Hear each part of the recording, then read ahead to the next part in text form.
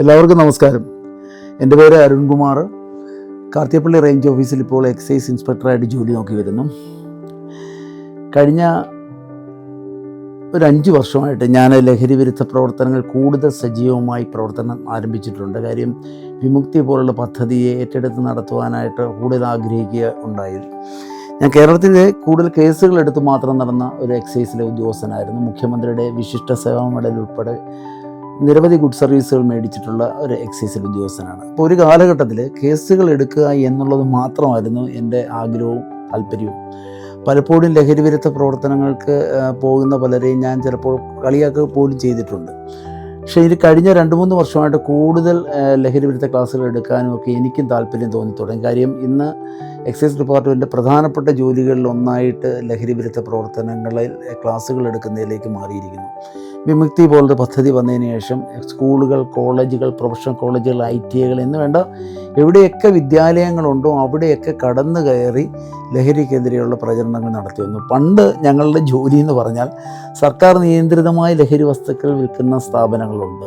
കള്ള് ഷാപ്പുകൾ, ബാറുകൾ, 4 ലിക്കർ ഷോപ്പുകൾ, അവിടെയൊക്കെ നിയന്ത്രണ വിധേയമായി ലഹരി വസ്തുക്കൾ വിൽക്കുന്നുണ്ടോ എന്ന് പരിശോധിക്കാനും അനധികൃത ലഹരി വസ്തുക്കൾ വിൽക്കുന്നവരെ കണ്ടെത്തി നിയമത്തിൻ്റെ പരിധിയിൽ കൊണ്ടുവന്ന് മതിയായ ശിക്ഷ വാങ്ങിച്ചു കൊടുത്തുകൊണ്ടിരുന്ന വലിയൊരു ഡിപ്പാർട്ട്മെൻറ്റായിരുന്ന എക്സൈസ് ഡിപ്പാർട്ട്മെൻറ്റിൻ്റെ കുറച്ചുകൂടെ വേറിട്ടൊരു ജോലിയുടെ ഭാഗമാണ് ഇന്ന് ലഹരി വിരുദ്ധ പ്രവർത്തനങ്ങൾ, ഇതുപോലെയുള്ള ക്ലാസ്സുകൾ. ഇന്ന് എനിക്ക് തോന്നുന്നു കുടുംബശ്രീകൾക്കും തൊഴിലുറപ്പിനും എടുക്കുന്നതിനോടൊപ്പം തന്നെ അംഗനവാടി ടീച്ചർമാരെ വിളിച്ചു വരുത്തി അവിടുത്തെ പേരൻസിന് പോലും ക്ലാസ്സുകൾ എടുക്കാനായിട്ട് നമ്മൾ തയ്യാറാകുന്നു. കാരണം നമുക്കറിയാം, നമ്മുടെ ഒരു ഗ്രാമം എടുത്താൽ ഒരു 15 വർഷം മുമ്പ് നമ്മുടെ ഒരു കൊച്ചു ഗ്രാമത്തിലെ ഗഞ്ചാവ് പോലെയുള്ള ലഹരി വസ്തുക്കൾ, ഇപ്പോൾ ഒരു വാർഡല്ല ഒരു പഞ്ചായത്ത് മുഴുവനായിട്ട് എടുത്താൽ ചിലപ്പോൾ 4-5 പേരായിരുന്നു ഗഞ്ചാവ് ഉപയോഗിച്ചുകൊണ്ടിരുന്നത്. അത് പലപ്പോഴും നമ്മുടെ ഇടുക്കിയിലോ കണ്ണൂരോ കാസർഗോഡോ ഒക്കെ ഇതിൻ്റെ ബോർഡർ സ്റ്റേറ്റിനോട് ചേർന്ന് ജോലിക്ക് പോയവർ അതിൻ്റെ അവശിഷ്ടങ്ങളായിട്ട് വന്നിട്ട് നമ്മുടെ ഗ്രാമങ്ങളിലൊക്കെ അത് ഉപയോഗിച്ചവർ കാണുമായിരിക്കും. പക്ഷേ ഇന്ന് നമുക്കറിയാം, നമ്മുടെ ഗ്രാമങ്ങളിലെ ഏത് വീഥികളിൽ കൂടെ നമ്മൾ സഞ്ചരിച്ച് പോകുമ്പോഴും ചെറുപ്പക്കാരും കുട്ടികളും ഒന്ന് കൂട്ടം കൂടിയിരുന്നാൽ മതി, പെട്ടെന്ന് സമൂഹത്തിൻ്റെ ഉപബോധ മനസ്സിലേക്ക് കടന്നു വരുന്നത് തന്നെ അമ്മയെല്ലാം ചിലപ്പോൾ ഗഞ്ചാവ് അടിച്ചുകൊണ്ടിരിക്കുക എന്നായിരിക്കും അല്ലേ. പണ്ട് നമ്മുടെ ആൾക്കാർ ചിന്തിച്ചിരുന്നത് അവർ മദ്യപിച്ചുകൊണ്ടിരിക്കുക അല്ലെ വെള്ളമടിച്ചുകൊണ്ടിരിക്കുക എന്ന് പറഞ്ഞിരുന്ന ആ കൺസെപ്റ്റ് പോലും മാറിയിരിക്കുകയാണ്. ലുക്ക് ആൻഡ് കോർണറുകളിൽ നാർക്കോട്ടിക് ഡ്രഗ്സുകൾ കടന്നു വന്നു. ഇന്ന് നാർക്കോട്ടിക് ഡ്രഗ്സുകൾ അതിൻ്റെ വേർഷൻ മാറ്റിയൊന്ന് പിടിച്ചിരിക്കുകയാണ്. ഇപ്പോൾ സിന്തറ്റിക് ഡ്രഗ്സുകൾ എന്നുള്ളത് അതിൻ്റെ ഇപ്പോൾ പേര് മാത്രമല്ല, എല്ലാം ജനങ്ങൾക്ക് പോലും അറിയാവുന്ന രീതിയിൽ സോഷ്യൽ മീഡിയകൾ അതൊക്കെ നന്നായിട്ട് അറിയിക്കുന്നുണ്ട് ജനങ്ങളെ. പക്ഷേ ഇപ്പം നമുക്കറിയാം MDMA, മെഥിലീൻ ഡയോക്സൈഡ്, മെത്താഫിറ്റമിനോ അല്ലെങ്കിൽ LSDയോ, മെസ്കാലിനോ, ഫ്ലാങ്കോയോ, പെത്തഡിനോ, കൊക്കൈനോ, ഇതൊക്കെയുള്ള 5-6 ടൈപ്പ് ഓഫ് ഡ്രഗുകൾ പലപ്പോഴും നമ്മുടെ ഗ്രാമങ്ങളിൽ പോലും കടന്നു വരുന്നു. ഇപ്പം എനിക്ക് തോന്നുന്നു കുട്ടികളാരും പെട്ടെന്ന് ലഹരിയിലേക്കൊന്നും കടന്നു വരുന്നില്ല. കുട്ടികൾ പലപ്പോഴും എനിക്ക് തോന്നുന്നു സ്കൂൾ ക്യാമ്പസുകളിൽ ഈ പുകയില ഉൽപ്പന്നങ്ങളിൽ കൂടാണ് ലഹരിയുടെ ഉപഭോഗം തുടങ്ങുന്നത്. അവരെ കഴിഞ്ഞാൽ എനിക്കത് കുട്ടികൾ പറയാൻ പ്രധാനപ്പെട്ടതായിട്ടും അറിഞ്ഞോ അറിയാതെയോ കൗതുകത്തിനോ ജിജ്ഞാസയ്ക്കോ കുട്ടികൾ ലഹരി വസ്തുക്കൾ, ഇപ്പോൾ ചൂയിങ്ങോ, ചോക്ലേറ്റോ, പേപ്പർ സ്റ്റഫുകളോ, സ്റ്റാമ്പുകളോ, ഗുളികളോ, ഐസ്ക്രീമുകളോ, ഇങ്ങനെയുള്ള പല രൂപത്തിലുള്ള സാധനങ്ങൾ കൂടെ അറിഞ്ഞോ അറിയാതെയോ, കുട്ടികൾ അറിഞ്ഞുകൊണ്ട് ഉപയോഗിക്കാം, അറിയാതെ ഇങ്ങനെ ഉപയോഗിക്കാം. അല്ല, ഒരു കൗതുകവും ജിജ്ഞാസയും, കുട്ടികൾക്കെല്ലാം അറിയാനുള്ളൊരു കൗതുകം. ഇതെന്താണ്, ഇതൊരു പ്രാവശ്യം ഒന്ന് ഉപയോഗിക്കാം, അല്ലെ അവധിക്കാലത്ത് മാത്രം ഒന്ന് ഉപയോഗിക്കാം, അല്ലെങ്കിൽ പള്ളികളിലോ അമ്പലങ്ങളിലോ ഒക്കെ ജനങ്ങൾ അല്ലെ കൂട്ടുചേട്ടന്മാരുമായിട്ട് ഗ്യാദർ ചെയ്യുന്ന സ്ഥലത്തൊക്കെ വെച്ച് ഒരു രസത്തിന് പലപ്പോഴും ഞങ്ങൾ കാണുന്ന ഈ ഡോമിനൻസി കൂടിയ കുട്ടികൾ പെട്ടെന്ന് ഇതിലേക്ക് വരുന്നത്. കാര്യം സ്മാർട്ടായ പിരിവിരിപ്പോടുകൂടി നടക്കുന്നവർ അവരുടെ ധൈര്യമൊക്കെ ചേട്ടന്മാരുടെ മുന്നിലൊക്കെ ഷോ ചെയ്യാനോ അങ്ങനെയൊക്കെ എങ്ങനെയെങ്കിലുമൊക്കെ വല്ല ഈ ബ്രോക്കൺ ബാല്യങ്ങളിൽ നിന്ന് കടന്നു വരുന്ന കുട്ടികൾക്ക് പ്രായണ മറ്റുള്ളവരിൽ നിന്ന് കൂടുതലായിട്ട് ഇതിലേക്ക് കടന്നു വരുന്നതായിട്ട് എനിക്ക് തോന്നിയിട്ടുണ്ട്.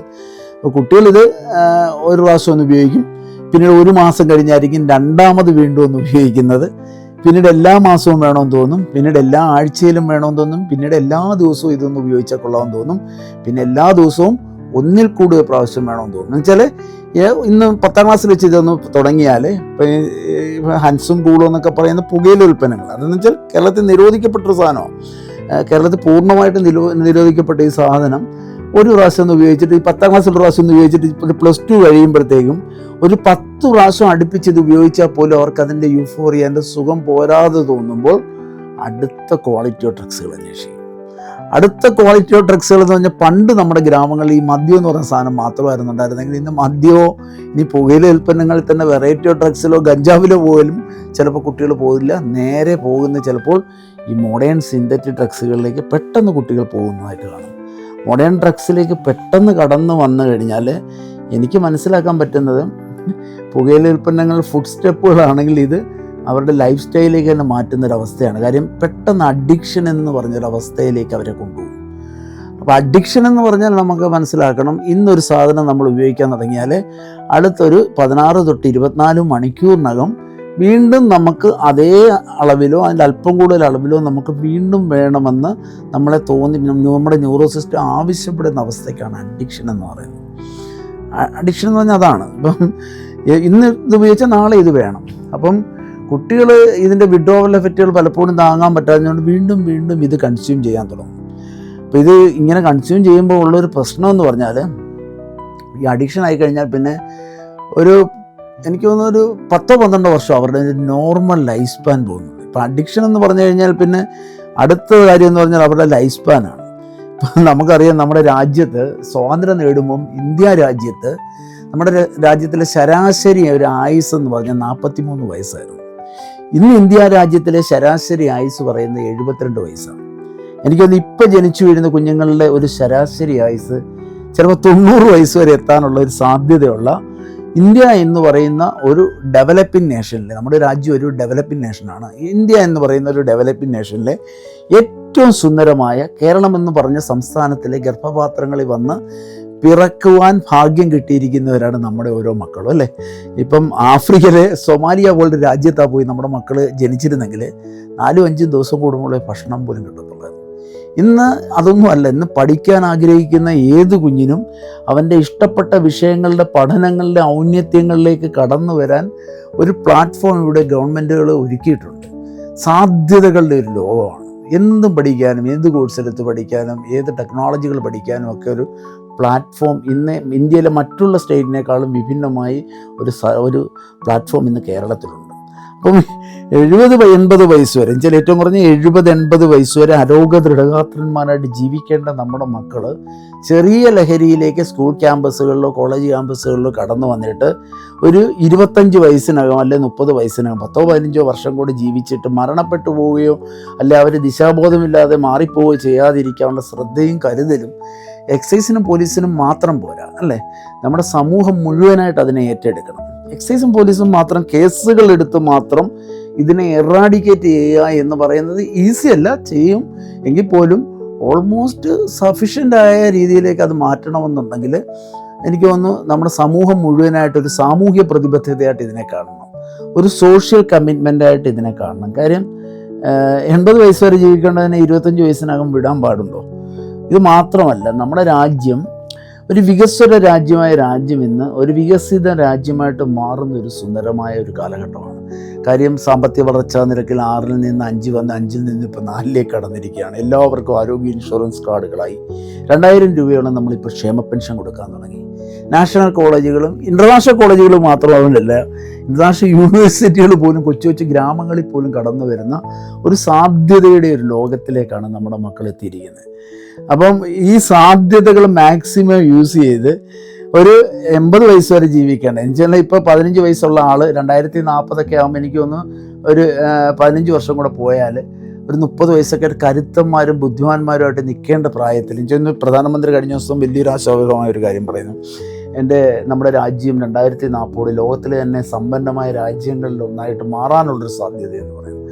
അപ്പോൾ ആ കാലഘട്ടത്തിൽ രാജ്യത്തിൻ്റെ ഫ്ലറിഷ് ചെയ്ത് ജീവിക്കേണ്ട നമ്മുടെ മക്കൾ ചെറിയ ലഹരിയിലേക്ക് കടന്നു വന്ന് ലൈഫ് തന്നെ ഇല്ലാതായി പോകാൻ അവരെ അനുവദിക്കാതിരിക്കാനുള്ള ശ്രദ്ധ പേരൻസിനുണ്ടാകും. ഇപ്പം എനിക്ക് തോന്നുന്നു പേരൻസിൽ വലിയൊരു സമൂഹവും ഇപ്പോഴത്തെ ചിന്ത എനിക്ക് തോന്നുന്നു. ഒരു 20 വർഷം മുമ്പ് നമ്മുടെ നാട്ടിലെ ആൾക്കാർ ചെറുപ്പകാലത്ത് പലപ്പോഴും ഒരു 20 യൂത്തിലേക്ക് കടക്കുന്ന സമയത്തൊക്കെ ഒളിച്ചും പാത്തുമൊക്കെ ചെറിയ മദ്യം കഴിക്കുക അല്ലെങ്കിൽ സിഗരറ്റ് വലിച്ച് നടക്കുക എന്നൊക്കെയായിരുന്നു പഴയ കാലഘട്ടത്തിലുണ്ടായിരുന്നത്. അപ്പോൾ മദ്യമൊക്കെ കഴിച്ച് നടക്കും, സിഗരറ്റ് വലിച്ച് നടക്കും. പക്ഷേ ഒരു ബെറ്റർ ലൈഫ് കിട്ടുമ്പം ഈസി ആയിട്ട് അതൊക്കെ ഡ്രോപ്പ് ഔട്ട് ചെയ്ത് വരുന്ന അതേ ലാഘവത്തിലാണ് ഡ്രഗുകളെ കാണുന്നത്.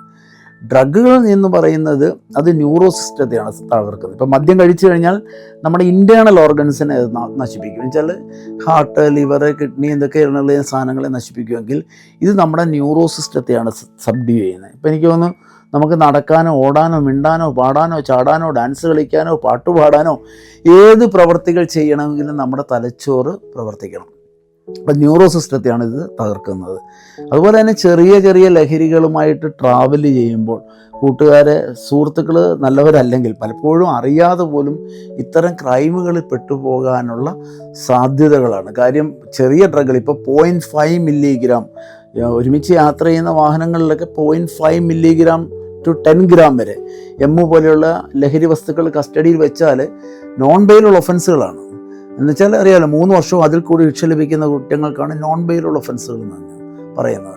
10 വർഷം വരെ തടവ് കിട്ടും. എബൌട്ട് 10 ഗ്രാം ആണെങ്കിൽ 20 വർഷം വരെ തടവ് ലഭിക്കാവുന്ന കുറ്റങ്ങളാണ്. എനിക്ക് തോന്നുന്നു ഇത്തരം ക്രൈമുകളിലൊക്കെ ശിക്ഷിക്കപ്പെട്ടാൽ എനിക്ക് തോന്നുന്നു 195 രാജ്യങ്ങളിൽ 100 മേളിൽ രാജ്യങ്ങൾ കടന്നുപോലും ചെല്ലാനുള്ള PCC പോലും കിട്ടുവാൻ പ്രയാസമായിരിക്കും. അപ്പം നമ്മുടെ ലൈഫ് ബേൺ ഔട്ടായി കളയാതിരിക്കാനും ലൈഫ് ആസ്വദിക്കാനും ഒക്കെ മക്കളോട് പറഞ്ഞു കൊടുക്കണം. ഇത് എനിക്ക് തോന്നുന്നു പബ്ലിക് ഒരു സോഷ്യൽ കമ്മിറ്റ്മെൻ്റ് ആയിട്ടുകൂടി ഇതിനെ കാണണം. കാര്യം നമ്മുടെ എല്ലാം പ്രതീക്ഷകളാണ്. ഞാൻ മുമ്പേ പറഞ്ഞു നമ്മുടെ രാജ്യം വികസിതവും എന്നൊക്കെ പറഞ്ഞു. പക്ഷേ ഈ വികസിതവും ഒക്കെ നമ്മളിലേക്ക് എത്തിച്ചത് എല്ലാ രാഷ്ട്രീയ പാർട്ടികളിലെയൊക്കെ ഒരു കോൺട്രിബ്യൂഷൻ അതിനകത്തുണ്ടെങ്കിൽ പോലും അതിനേക്കാൾ ഉപരി നമ്മുടെ ബുദ്ധിമാന്മാരായ ചെറുപ്പക്കാരും കുട്ടികളുമാണ് രാജ്യത്തിൻ്റെ വികസനത്തിൻ്റെ അടിസ്ഥാന ഘടകം. കാര്യം രാജ്യം ഈ വികസിക്കാനുള്ള ഫണ്ടുകൾ മുഴുവൻ കൊണ്ട് വെച്ചാൽ നമുക്കറിയാം, നമ്മുടെ ചെറുപ്പക്കാരും കുട്ടികളും ഒക്കെ അവരുടെ കഴിവും പ്രയത്നങ്ങളും ഒക്കെ അന്യ രാജ്യങ്ങളിൽ കൊണ്ട് പണയം വെച്ചിട്ട് ഡോളറായിട്ടും പൗണ്ടായിട്ടും ദിനാറായിട്ടും യൂറോ ആയിട്ടൊക്കെ സമ്പത്ത് രാജ്യത്തിലേക്ക് കടന്നു വന്ന് തുടങ്ങിയപ്പോഴാണ് രാഷ്ട്രം തന്നെ സമ്പന്നമായി തുടങ്ങിയത്, അല്ലേ? ഇവിടുത്തെ കാർഷിക വിപ്ലവങ്ങൾ കൊണ്ടുവന്നിരിക്കുന്ന ആരാണ്? പ്രധാനമായിട്ടും നമ്മുടെ പുതിയ ബുദ്ധിമാന്മാരെ യുവ ശാസ്ത്രജ്ഞന്മാരാണെന്നാണ് ഞാൻ വിചാരിക്കുന്നത്. കാര്യം പണ്ട് ഇപ്പം ഞാൻ കുട്ടനാട്ടുകാരനാണ്. എൻ്റെ നാട്ടിൽ പണ്ട് 1 ഏക്കർ പാടം കൃഷി ചെയ്താൽ കൂടി വന്ന 10 കിൻഡൽ നെല്ല് അല്ലെ 12 കിൻഡൽ നെല്ല് കിട്ടിക്കൊണ്ടിരുന്നിടത്ത് ഇനി 25-30-35 കിൻഡലുകൾ കിട്ടുന്ന വിത്തുകൾ അല്ലെ വിളകൾ കണ്ടുപിടിക്കപ്പെട്ടതിലൂടെയാണ്, അല്ലെ? ഏറ്റവും മിടുക്കന്മാരായ യുവ ശാസ്ത്രജ്ഞന്മാരാണ് ഇവിടെ കാർഷിക വിപ്ലവങ്ങളുടെ പുറകിലുണ്ടായിരുന്നത്. എനിക്ക് തോന്നുന്നു ഇപ്പം ചന്ദ്രയാൻ 3 വിക്ഷേപണം, അല്ലേ? ന്യൂക്ലിയർ മേഖലയിലും സാറ്റലൈറ്റ് മേഖലകളിലുമൊക്കെ രാജ്യം നേടിയ അഭൂതപൂർവമായ വികസനങ്ങൾ, അല്ലെ നേട്ടങ്ങൾ, ഇതൊക്കെ കൊണ്ടു തന്ന യുവാക്കളാണ്. അപ്പോൾ ആ നേട്ടങ്ങളൊക്കെ എനിക്ക് തോന്നുന്നു 195 രാജ്യങ്ങൾ, വലിയൊരു സമൂഹം രാജ്യങ്ങൾക്കും അവരുടെ മൊബൈൽ പോലും യൂസ് ചെയ്യണം നമ്മളെപ്പോലുള്ള രാജ്യങ്ങളുടെ സേവനങ്ങൾ വിട്ടുകൊടുക്കണം. അപ്പോൾ അത്തരം രാഷ്ട്രങ്ങളിൽ നിന്ന് പോലും ഫണ്ടുകൾ കടന്നു വന്നപ്പോഴാണ് രാഷ്ട്രം തന്നെ സമ്പന്നമായത്. ഓരോ കുടുംബത്തിൻ്റെയും അടിസ്ഥാനപരമായ വികസനത്തിൻ്റെ കാതലെന്ന് പറഞ്ഞാൽ ഓരോ കുഞ്ഞുങ്ങളുമാണ്. രാജ്യത്തിൻ്റെ അത് തന്നെ, ഒരു സൊസൈറ്റിയുടെ അത് തന്നെ രാജ്യത്തിൻ്റെ അഭിമാനങ്ങളായി മാറേണ്ട ചെറുപ്പക്കാരാണ് ചെറിയ ലഹരിയിലേക്ക് അറിയാതെ വീണു പോകുന്നത്. അപ്പോൾ അറിയാതെ വീണു പോയാൽ അവരെ തിരികെ കൊണ്ടുവരാനുള്ള ഒരു സാമൂഹ്യ പ്രതിബദ്ധത നമ്മുടെ സമൂഹത്തിന് ഒന്നാകെ വേണം. കാര്യം വെള്ളപ്പൊക്കം വന്നപ്പോൾ നമ്മുടെ സമൂഹം എങ്ങനെയാണ് അതിനെ നേരിട്ടത്? നമ്മൾ ഒറ്റക്കെട്ടായിട്ടാണ് നേരിട്ടല്ലേ? കോവിഡ് പോലെയുള്ള പാൻഡമിക് രോഗങ്ങൾ കടന്നു വന്നപ്പം അതിനേക്കാളും ആർജവത്തോടെയും അതിനേക്കാളും ഓജസ്സോടെയും നമുക്ക് നേരിടാൻ പറ്റും. പക്ഷെ അതിനേക്കാളും ഏറെ ഒരു കമ്മിറ്റഡായിട്ട് നമ്മൾ മാറേണ്ടതാണ്, നമ്മൾ ഒറ്റക്കെട്ടായി മാറേണ്ടതാണ്. മോഡേൺ ഡ്രഗുകളുടെയും ലഹരി വസ്തുക്കളുടെയും എതിരെയുള്ള എക്സൈസിൻ്റെയും പോലീസിൻ്റെയും ഗവൺമെൻറ്റിൻ്റെയൊക്കെ ഉള്ള ഈ പോരാട്ടത്തിൽ ഭാഗമാകുക എന്നുള്ളത്. ഇപ്പോൾ എക്സൈസ് ഡിപ്പാർട്ട്മെൻറ്റ് ഓപ്പറേഷൻ തണ്ടർ എന്ന് പറഞ്ഞൊരു പദ്ധതിയാണ് പുതിയതായിട്ട് ആരംഭിച്ചിരിക്കുന്നത്. അതേപോലെ തന്നെ നമ്മുടെ ആഭ്യന്തര വകുപ്പും ബഹുമാനപ്പെട്ട രമേശ് ചെന്നിത്തല സാറിൻ്റെ നേതൃത്വത്തിൽ അദ്ദേഹം പുതിയ വിഭാവനം ചെയ്ത ഓപ്പറേഷൻ തൂഫാൻ എന്ന് പറഞ്ഞ പദ്ധതി, ഈ 2 പദ്ധതികളും സമൂഹം ഏറ്റെടുത്തെന്ന് സമൂഹത്തിൽ എല്ലാവർക്കും മനസ്സിലായി. കാര്യം എനിക്ക് തോന്നുന്നു എൻ്റെയൊക്കെ കേസുകളെടുക്കാൻ ചെല്ലുമ്പോൾ പോലും പല സ്ഥലങ്ങളിൽ നിന്നും ഈ കുട്ടികളും ആ ചെറുപ്പക്കാരും ഒക്കെ ഇതിൽ നിന്ന് ഭയന്നോടുന്ന അല്ലെങ്കിൽ ഡ്രഗുകൾ കേസുകൾ എടുക്കുമെന്നുള്ളൊരു ഭീതി ജനങ്ങളിലേക്കും ഈ വിൽപ്പനക്കാരിലേക്കും ഒക്കെ എത്തിക്കാൻ നമ്മുടെ സാധിച്ചിട്ടുണ്ട്. 20,000-ന് മേൽ കേസുകളാണ് എക്സൈസ് ഡിപ്പാർട്ട്മെൻറ്റ് കഴിഞ്ഞ 1 മാസം കൊണ്ട് തന്നെ ഓപ്പറേഷൻ ചെറിയൊരു കാലഘട്ടം കൊണ്ട് തന്നെ നമുക്ക് എടുത്തു കൂട്ടാൻ സാധിച്ചത്. ഇതൊരു കമ്മിറ്റ്മെൻ്റാണ്. നമ്മുടെ രാജ്യത്തെ തകർക്കുന്ന ലഹരി വസ്തുക്കൾ ചെറുപ്പക്കാരോട് എനിക്കുള്ളൊരു അഡ്വൈസ് എന്ന് പറഞ്ഞു കഴിഞ്ഞാൽ 80 വയസ്സ് വരെ നിങ്ങൾക്ക് ജീവിക്കാമെന്നുള്ളതിനേക്കാൾ ഉപരി നമുക്കൊരു ലൈഫേ ഉള്ളെന്ന് മനസ്സിലാക്കുക ചെറുപ്പക്കാർ. നമുക്കൊരു ലൈഫേ ഉള്ളൂ, അല്ലേ? നമ്മൾ ജനിക്കുമ്പോഴും ഒറ്റയ്ക്ക്, നമ്മൾ ജീവിക്കുന്ന ഒറ്റയ്ക്ക്, നമ്മൾ മരണപ്പെടുമ്പോഴും നമ്മൾ ഒറ്റയ്ക്ക്. അപ്പം നമ്മുടെ ഐഡൻറ്റിറ്റികൾ, നമ്മൾ ആരാകണം, എന്താകണം, എവിടെ എത്തണമെന്നൊക്കെ തീരുമാനിക്കുന്നത് നമ്മൾ ഓരോരുത്തരുമാണ്. ഡിസിഷൻ മേക്കിങ് നിങ്ങൾ ഓരോരുത്തരുമാണ്. 10 ക്ലാസ് 100 ക്ലാസ് എടുത്താൽ പോലും നിങ്ങളെപ്പോലുള്ള ബുദ്ധിമാന്മാരായ ആൾക്കാർക്ക് ഒത്തിരി ക്ലാസ്സിൻ്റെ ഒന്നും ആവശ്യമില്ല. നിങ്ങൾ തീരുമാനങ്ങൾ എടുത്താൽ മതി. കാര്യം ലക്ഷ്യബോധമുള്ള പൗരന്മാരായിട്ട് മാറണമെന്നുള്ള തീരുമാനം. കാര്യം നമുക്കറിയാം, നമ്മുടെ ഓരോ കുടുംബങ്ങളിലും പ്രതീക്ഷകളാണെന്ന് ഞാൻ പറയുമ്പോൾ നിങ്ങൾ കാണുന്നുണ്ട്. കുടുംബശ്രീയിലും തൊഴിലുറപ്പ് സ്ഥലത്തും എവിടെയൊക്കെ ജോലി കിട്ടാമോ അവിടെയെല്ലാം കടന്നു കയറി അച്ഛനും അമ്മയും വല്യച്ഛനും വല്യമ്മയും വരെ ജോലി ചെയ്യുന്നൊരു കാലഘട്ടത്തിലാണ് നിങ്ങൾ ജീവിക്കുന്നത്, അല്ലേ? എല്ലാവരും ഇത്ര കഠിനാധ്വാനം ചെയ്യുന്നത് എന്തിനു വേണ്ടിയാണ്? ഭക്ഷണം കഴിക്കാൻ വേണ്ടി മാത്രമാണോ? ഒരിക്കലുമല്ല. ഭക്ഷണം കഴിക്കുക എന്നുള്ളതിനേക്കാളുപരി എല്ലാവരുടെയും ആഗ്രഹം എന്നാണ് ഏറ്റവും നല്ല വിദ്യാഭ്യാസം മക്കൾക്കും കൊച്ചുമക്കൾക്കും കൊടുക്കുക എന്നാണ് ഓരോ കുടുംബത്തിലെയും. ഇപ്പോൾ കേരളത്തിൻ്റെ ഒരു സംസ്കാരം തന്നെ അതാണ്. ഇപ്പോൾ ഉത്തരേന്ത്യൻ സംസ്ഥാനങ്ങളിലൊന്നും ഇതൊന്നും ആയിരിക്കണമെന്നില്ല. പക്ഷേ നമ്മുടെ കേരളത്തിലെ സംസ്കാരം എന്ന് പറഞ്ഞാൽ എല്ലാ മക്കൾക്കും നല്ല വിദ്യാഭ്യാസം കൊടുക്കുക എന്നുള്ളത്. അതിനുവേണ്ടിയാണ് ഇപ്പോൾ എനിക്കും നമ്മുടെ സംസ്കാരത്തിൻ്റെ പ്രത്യേകതകളായിരിക്കും. നമ്മുടെ സംസ്കാരത്തിൽ തന്നെ ഞാൻ കണ്ടിരിക്കുന്നത് നമ്മൾ ഏറ്റവും വൃത്തിയുള്ളവരാണ്, അല്ലേ? വളരെ ഹൈജീനിക്കായ ഒരു ഗ്രൂപ്പ് ഓഫ് പീപ്പിളാണ് നമ്മൾ കേരളത്തിൽ ജീവിക്കുന്നത്. അതേപോലെ തന്നെ ചെറുതാണെങ്കിലും നമ്മൾ വളരെ മനോഹരമായ പാർപ്പിടങ്ങളെ നിർമ്മിക്കത്തുള്ളൂ. അതേപോലെ തന്നെയാണ് നമ്മൾ വിഭിന്നങ്ങളായ ഭക്ഷണങ്ങളെ പാചകം ചെയ്ത് കഴിക്കത്തുള്ളൂ. ഇന്ന് പുട്ട് കൊടുത്തു കഴിഞ്ഞാൽ നാളെ പുട്ട് കഴിക്കുമോ നമ്മുടെ മക്കൾ? അപ്പം വിഭിന്നങ്ങളായ ഭക്ഷണങ്ങൾ നമുക്ക് വേണം, അല്ലേ? ആസ്വദിച്ച് ലൈഫ് എൻജോയ് ചെയ്യണം. അതേപോലെ തന്നെയാണ് എനിക്ക് തോന്നുന്നത്, ചെറിയ ശമ്പളത്തിൽ ജോലി ചെയ്യുന്ന അമ്മമാരാണെങ്കിൽ അത് സ്വരൂപിച്ച് വെച്ചിട്ട് അതിൽ നിന്നും ഫണ്ട് കണ്ടെത്തി വേറെന്തെങ്കിലും ബിസിനസ് ചെയ്യും. ഇതിൽ നിന്നെല്ലാം കളക്റ്റീവായി കിട്ടുന്ന പൈസ ഒന്നിനും മാറ്റി വയ്ക്കാതെ ഏറ്റവും നല്ല വിദ്യാഭ്യാസം മക്കൾക്ക് കൊടുക്കും. കാര്യം അതിനകത്തൊരു സ്വാർത്ഥത കാണുമായിരിക്കും. ചിലപ്പോൾ അവർക്ക് നേടാൻ പറ്റാഞ്ഞത് പലതും അവരുടെ മക്കളിലൂടെയും കൊച്ചുമക്കളിലൂടെയും കണ്ടെത്തുന്നതിന് വേണ്ടിയാണ് അവർ ഈ പ്രയത്നങ്ങളൊക്കെ നടത്തുന്നത്, അല്ലേ? അപ്പം മക്കളോട് പറയാൻ, നിങ്ങൾ ആ പ്രയത്നങ്ങളൊന്നും കാണാതെ പോകരുത്, അല്ലേ? മക്കൾ അമ്മമാരോട് ചേർന്ന് നിൽക്കണം. അമ്മമാരും പേരൻസും, അമ്മമാരെന്ന് പറയേണ്ട, പേരൻസുകൾ മക്കളോട് ചേർന്ന് നിൽക്കാൻ സമയം കണ്ടെത്തണം, അല്ലേ? അവരുടെ പ്രശ്നങ്ങൾ പഠിക്കണം, മക്കളുടെ പ്രശ്നങ്ങൾ പഠിക്കണം. അവരുടെ പ്രശ്നങ്ങൾക്ക് പരിഹാരങ്ങൾ നിർദ്ദേശിക്കുന്ന തണർ വൃക്ഷങ്ങളായിട്ട് നമ്മുടെ പേരൻസ് മാറേണ്ട സമയം കഴിഞ്ഞു. കാര്യം പണ്ട് പറയായിരുന്നു, കുഞ്ഞുങ്ങളുടെ ദൈനംദിന ജീവിതത്തിലെ ചലനങ്ങളും ഈ സ്പന്ദനങ്ങളും ഒക്കെ വായിച്ചറിയാൻ പറ്റുന്ന ഏറ്റവും എളുപ്പം അധ്യാപകർക്കും അതേപോലെ അമ്മമാർക്കും ആയിരുന്നു എന്നാണ് പറയുന്നത്. ഇന്ന് പലപ്പോഴും അമ്മമാർക്കും അധ്യാപകർക്ക് പോലും പലപ്പോഴും മക്കളുടെ ഈ ചെറിയ സ്പന്ദനങ്ങൾ വായിച്ചറിയാൻ പലപ്പോഴും പറ്റുന്നില്ല. ഡ്രഗ് നമ്മുടെ ലൈഫിനെ തകർക്കും. നിങ്ങൾക്ക് സാധ്യതയുടെ ഒത്തിരി ലോകമുണ്ടെന്ന് ഞാൻ പറയാനുള്ളൊരു കാര്യമുണ്ട്. കാര്യം ഞങ്ങളൊക്കെ പഠിക്കുമ്പോൾ നമുക്ക് ന്യൂസ് പേപ്പർ റീഡിംഗ് ആയിരുന്നു ഞങ്ങളുടെ അറിവിൻ്റെ ലോകം. ഇന്ന് കുട്ടികൾ ന്യൂസ് പേപ്പർ റീഡിംഗ് അല്ലല്ലേ. ഇന്ന് ഓൺലൈൻ മീഡിയകളും ഓൺലൈൻ സംവിധാനങ്ങളും ടെക്നോളജികളുമാണ് നിങ്ങൾ യൂസ് ചെയ്യുന്നത്. ഇപ്പം ഞങ്ങൾ 2Gയുടെ ലോകത്താണ് ജനിച്ചത്, അല്ലേ? ഇന്ന് 3G കഴിഞ്ഞ് 4G കഴിഞ്ഞ് 5G ആയി. 5 സിനിമ ഒരുമിച്ച് നിങ്ങൾക്ക് ഡൗൺലോഡ് ചെയ്ത് കാണാനും കേൾക്കാനും ആസ്വദിക്കാനുള്ള ഒരു പ്ലാറ്റ്ഫോം ഉള്ള ഒരു പശ്ചാത്തലം നിങ്ങൾക്കായി. ഞങ്ങൾക്കന്ന് ന്യൂസ് പേപ്പർ റീഡിങ്ങും ലൈബ്രറികൾ വരുന്നു. ഇന്ന് ലൈബ്രറികൾ യൂസ് ചെയ്യുന്നത് വളരെ കുറവാണ്. കാര്യം ഇപ്പോൾ ക്ലൗഡ് പോലെയുള്ള വായനശാലയൊക്കെ ഒരുക്കി വെച്ചിരിക്കുന്ന 27 ലക്ഷം കോടി പുസ്തകങ്ങളാണെന്നാണ് പറയുന്നത്, അല്ലേ? ഏത് രാജ്യത്തിൻ്റെ ഏത് ഓതറിൻ്റെ ഇന്ന പുസ്തകത്തിലെ ഇത്രാമത്തെ ചാപ്റ്ററിലെ ഇത്രാമത്തെ ലൈൻ തൊട്ട് നമ്മൾ റീഡ് ചെയ്യുക പോലും വേണ്ട, നമ്മളെ ഹിയർ ചെയ്ത് കേൾപ്പിക്കുന്ന മനോഹരമായ സംവിധാനങ്ങൾ നിങ്ങളുടെ കൈകളിൽ തന്നെ ഇരിക്കുകയാണ്. ഇപ്പം ഞങ്ങളുടെയൊക്കെ ഹയർ സ്റ്റഡീസ് എന്ന് പറഞ്ഞാൽ ഇന്ത്യയിലെ ഏതെങ്കിലും കോളേജ്, ആഗ്രഹം എന്ന് പറഞ്ഞാൽ ഇന്ത്യ എവിടെയെങ്കിലും മുഴുവനായിട്ടൊന്ന് കാണുക എന്നുള്ളതായിരുന്നു. പക്ഷെ ഇന്ന് ആരെങ്കിലും അതിനൊക്കെ ആഗ്രഹിക്കുന്നു? സ്റ്റഡീസ് പോലും ഗ്ലോബലൈസേഷൻ വന്നതോടുകൂടി യൂറോപ്പും ലാറ്റിൻ അമേരിക്കനും സ്കാൻഡിനേവിയൻ രാജ്യങ്ങൾ പോലും അതിൻ്റെ വാതായനങ്ങൾ ഇങ്ങനെ തുറന്നിട്ടിരിക്കുകയാണ്. എത്രമാത്രം രാജ്യങ്ങൾ നമ്മൾ സഞ്ചരിക്കാൻ കിടക്കുന്നു, ഏതൊക്കെ ചരിത്രങ്ങൾ, ഏതൊക്കെ മൊണുമെൻസുകൾ. ഒരു ലൈഫിൽ നമുക്കിതെല്ലാം നേടിയെടുക്കണ്ടേ? ഒരു ലൈഫ് ഇപ്പോൾ 15 വയസ്സാണെങ്കിൽ 15 വയസ്സ് കഴിഞ്ഞ് ഇനി ബാക്കിയുള്ള 65 വയസ്സുകൂടെ അല്ലെങ്കിൽ 55 വയസ്സുകൂടെ ഇനി ഉള്ളൂ. അപ്പോൾ ഇതിൽ നമുക്ക് എവിടം വരെ എത്താമെന്നുള്ള ഏത് വിഷയം എടുത്ത് നിങ്ങൾ പഠിച്ചു. ഇന്ന വിഷയമൊന്നുമില്ല. എല്ലാവരും എൻജിനീയേഴ്സും ഡോക്ടേഴ്സും ഒന്നും ആകണ്ട. ഇഷ്ടപ്പെട്ട വിഷയങ്ങളെടുത്ത് നിങ്ങൾ പഠിക്കുക. നിങ്ങളുടെ ഇഷ്ടമുള്ള വിഷയങ്ങളിൽ നിങ്ങളെ തോൽപ്പിക്കാൻ ആർക്കും പറ്റത്തില്ല. കാര്യം നിങ്ങൾക്ക് ഏറ്റവും മാക്സിമം പൊട്ടൻഷ്യലിൽ പോരാടാൻ പറ്റുന്നത് നിങ്ങളുടെ ഇഷ്ടമുള്ള വിഷയങ്ങളായിരിക്കും. അപ്പം നിങ്ങളുടെ ചെറുപ്രായത്തിൽ തന്നെ ഇഷ്ടമുള്ള വിഷയങ്ങൾ കണ്ടെത്തുക. അതിൻ്റെ അഗ്രങ്ങളിലേക്കുള്ള യാത്രയായിട്ട് നമ്മുടെ ലൈഫിനെ കാണണം. പേരൻസിനോട് എനിക്കുള്ള അഡ്വൈസ് അത് തന്നെയാണ്. നമ്മളുടെ മക്കളുടെ ചെറിയ ഇഷ്ടമുള്ള മേഖലകൾ പെട്ടെന്ന് നിങ്ങൾ മനസ്സിലാക്കണം. അതിൻ്റെ ഏറ്റവും അഗ്രങ്ങളിലെത്താനുള്ള പ്ലാറ്റ്ഫോം അവർക്ക് ഒരുക്കി കൊടുക്കുക എന്നുള്ളത് നിങ്ങളുടെ ഒരു സാമൂഹിക പ്രതിബദ്ധതയാണ്. രാജ്യത്തിൻ്റെ ഏറ്റവും വാല്യുബിളായ, കുടുംബങ്ങളുടെ വാല്യുബിളായ മക്കളെ ദിശാബോധമുള്ള പൗരന്മാരായിട്ട് നിങ്ങൾ നയിച്ചേ മതിയാവും. കാര്യം വരും തലമുറയോട് നമുക്കൊരു കമ്മിറ്റ്മെൻറ്റ് വേണം. നമ്മൾ നല്ല മനോഹരമായിട്ട് ജീവിച്ചു പോകുന്നു, സമാധാനമായിട്ട് ജീവിച്ചു പോകുന്നു. അപ്പം ഡ്രഗിൻ്റെയൊക്കെ ലോകത്തിലേക്ക് കടന്നു കഴിഞ്ഞാൽ വൈബ്രൻ്റായ കുട്ടികൾ ചെയ്യുന്ന പലപ്പോഴും ബ്രൂട്ടലായ കാര്യങ്ങൾ, ഇപ്പം മോഡേൺ ഡ്രഗിലേക്ക് വന്നു കഴിഞ്ഞാൽ അവരുടെ ബ്രൂട്ടാലിറ്റിയൊക്കെ വളരെ കൂടുതലാണ്. അപ്പോൾ അതിലേക്ക് വരുന്നൊരു സമൂഹത്തെ സൃഷ്ടിച്ചാൽ വരും തലമുറയ്ക്ക് ഇവിടെ സമാധാനമായിട്ട് ജീവിക്കാനുള്ള പശ്ചാത്തലം ഒരുക്കി കൊടുക്കേണ്ടത് ഒരു സാമൂഹ്യ പ്രതിബദ്ധതയുടെ ഭാഗം. അടുത്ത തലമുറയ്ക്ക് നന്നായിട്ട് ജീവിക്കണം. അത് മാത്രമാണ് മക്കളോട് പറയാൻ. Sometimes no is much more powerful than yes എന്നാണ് പറയുന്നത്, അല്ലേ? നോ ടു ഡ്രഗ്സ്, അല്ലേ? No to drugs and yes to life. Drug വേണ്ട, ലൈഫാണ് വേണ്ടത്. അതിലേക്ക് നിങ്ങൾ വരണം. എക്സൈസിൻ്റെ മുദ്രാവാക്യവും ഇത് തന്നെയാണ്. മയങ്ങില്ല കേരളം എന്നാണ് ഞങ്ങളുടെ പുതിയ ലോഗോ. ഈ നമ്മുടെ കേരളത്തെ മയക്കാതെ രക്ഷിക്കേണ്ട ഒരു ധാർമ്മികത ഞങ്ങൾക്കുണ്ട്. ഞങ്ങൾ 100% കമ്മിറ്റ്മെൻറ്റാണ്.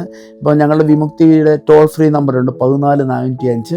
അത് ആൾക്കാർക്ക് എപ്പോഴും എന്ത് കാര്യങ്ങളും വിളിച്ച് അവിടേക്ക് നിങ്ങൾക്ക് അഡ്വൈസ് കൊടുക്കാൻ പറ്റും. അതുപോലെ എക്സൈസ് ഡിപ്പാർട്ട്മെൻറ്റ് എൻ്റെ കമ്മിറ്റ്മെൻറ്റ്സിനെ കുറിച്ച് നിങ്ങൾക്ക് കുറച്ചുകൂടെ വിശദമായിട്ട് അറിയണമെങ്കിൽ കൺസേൺഡ് റേഞ്ച് ഓഫീസിൽ എത്തുന്നതിനേക്കാൾ ഉപരി 9447178000 9447178000 നമ്മുടെ കൺട്രോൾ റൂമിൻ്റെ നമ്പറാണ്. 24/7 ആണ്, എപ്പോഴും അവൈലബിൾ ആണ്. നിങ്ങൾക്ക് വളരെ കോൺഫിഡൻ്റായ എന്ത് വിഷയങ്ങളും നേരിട്ട് ഈ നമ്പറിൽ നിങ്ങൾക്ക് അയച്ചു കൊടുക്കാവുന്നതാണ്, വിളിച്ചു പറയാവുന്നതാണ്. ടൈംലി റെസ്പോൺസാണ് ഞങ്ങൾ ചെയ്യുന്നത്. നിങ്ങൾ എനിക്ക് ഇത്രയൊന്നും ദീർഘിപ്പിച്ച് ഞങ്ങൾ പറയേണ്ട കാര്യമില്ല. കാര്യം ഞങ്ങളൊക്കെ പഠിക്കുമ്പം കേരളത്തിലെ കുട്ടികളുടെ ഇൻ്റലിജൻസ് കോഷ്യൻ്റ് എന്ന് പറഞ്ഞാൽ വെറും 80 ഉള്ളായിരുന്നു. ഇന്ന് നിങ്ങൾ 130 തൊട്ട് 165 വരെ IQ നിലവാരമുള്ള വളരെ ബ്രില്യൻ്റായ സമൂഹമാണ്. അപ്പം നിങ്ങളോട് ഡ്രഗിൻ്റെ അബ്യൂസിനെ കുറിച്ചൊന്നും ഞങ്ങൾ പറഞ്ഞു തരേണ്ട ആവശ്യകതയില്ലെങ്കിലും നിങ്ങൾക്കൊന്ന് റിമൈൻഡ് ചെയ്യുകയാണ്. അഥവാ ഇന്ന് നിങ്ങൾ ഡ്രഗ്സ് ഇന്ന് വരെ ഉപയോഗിക്കുന്നുണ്ടെങ്കിൽ, ഇപ്പം ഞാൻ കുട്ടികളെ അങ്ങനെ പറയുന്നില്ല, കാര്യം ഈ സമൂഹത്തിൽ ജീവിക്കും അറിയാതെ ഇത്തരം ലഹരിയിലേക്കൊക്കെ മാറാം. പക്ഷേ മാറിയാൽ എന്താണ്, തിരികെ വരിക എന്നുള്ളൊരു മാനസികാവസ്ഥ നിങ്ങളിലേക്ക് വരണം പെട്ടെന്ന് തന്നെ. അല്ല, നിങ്ങളുടെ സുഹൃത്തുക്കൾക്ക് മറ്റുള്ളവർക്ക് അഡ്വൈസ് കൊടുക്കാനുള്ളൊരു സാമൂഹ്യ പ്രതിബദ്ധത വരണം. കാര്യം ഇത് നമുക്ക് തെറ്റുകൾ ചെയ്യാത്തവരായിട്ട് ചിലപ്പോൾ ഈ ലോകത്ത് ആരും കാണത്തില്ല. അപ്പോൾ തെറ്റുകൾ വന്നാൽ അത് ശരികൾ പഠിക്കാനുള്ളൊരു ഭാഗമായിട്ടൂടെ ഇതിനെ കാണുക. നമുക്ക് തിരിച്ചു വരണം. ലൈഫ് 80 വയസ്സ് വരെ ജീവിക്കണം. 50 രാജ്യങ്ങളിൽ നമുക്കും സഞ്ചരിക്കണം. നമ്മുടെ പേരൻസിനെയും കൊണ്ടുവന്ന് കാണിക്കണം. ഇതിലേക്കൊക്കെ സുഖം നിങ്ങൾ കണ്ടെത്തണം. പ്രണയങ്ങളും ഡ്രഗുകളും ഒന്നുമല്ല നമുക്ക് വേണ്ടത്. നമുക്ക് വേണ്ടതിപ്പം നമ്മുടെ ലൈഫ് സ്റ്റാമ്പ് ചെയ്യുക എന്നുള്ള, ലൈഫ് സ്റ്റാമ്പ് ചെയ്ത് പിടിപ്പിക്കുക എന്നുള്ളതാണ്. അതിലേക്ക് വരണമെന്ന് മാത്രം പറഞ്ഞുകൊണ്ട് നിങ്ങളെ ഇപ്പോൾ ഒന്ന് അഭിസംബോധന ചെയ്യാൻ സംസാരിക്കാൻ എനിക്കൊരു അവസരം ഒരുക്കി തന്നതിന് എക്സൈസ് ഡിപ്പാർട്ട്മെൻറ്റിൻ്റെ പേരിൽ എൻ്റെ പേരിൽ ഹൃദ്യമായ നന്ദി അറിയിച്ചുകൊണ്ട് നിർത്തുന്നു. Thank you all.